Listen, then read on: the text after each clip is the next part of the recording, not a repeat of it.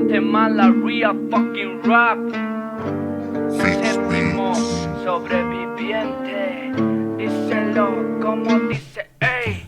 No ha sido fácil olvidarme de todo lo que sufrí. Todo lo llevo aquí guardado.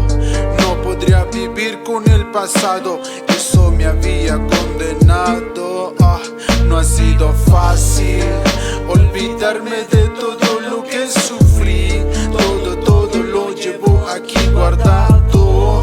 No podría vivir con el pasado, eso me había condenado. Muchas espinas he pisado en el camino, y aunque mi cuerpo esté agotado, yo sigo aferrado en cambiar mi forma de pensar para ya no tropezar. Aunque usted me mire igual, yo no soy el mismo de antes. Todas mis heridas, cicatrices, todas las heridas se han fugado. Todas las heridas se han fugado.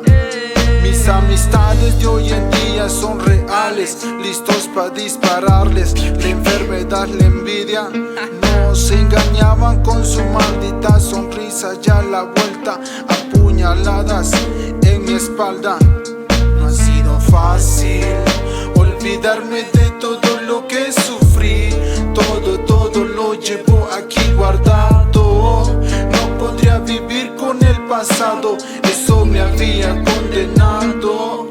Yo nunca olvido aquella mirada que me juzgaba y que mi personalidad solo transmite esa maldad, esta ansiedad de tenerte acá de frente para contarte con mi propia arte que te llevará hasta Marte. Unas líneas de mi vida que escribí, quiero contarte. Toma asiento, tristeza, soledad muy grande, una vida muy difícil, siempre acostumbré a ganarle. Tras caídas, tropezones, he de levantarme. No ha sido fácil olvidarme de todo lo que sufrí. Todo lo llevo aquí guardado.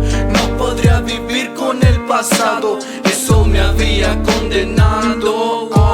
No ha sido fácil olvidarme de todo lo que sufrí. Todo lo llevo aquí guardado. No podría vivir con el pasado, eso me había condenado. He prestado muchas veces money, porque no he tenido pa' comer ni tampoco pa' beber. Pues algo en la mesa tiene que haber para poder comer. Ya mis hijos quiero ver crecer. Esto es para ti y también para mí, y para aquel que está escondido por ahí. Para aquellos luchadores de la vida, deja que la envidia se cruce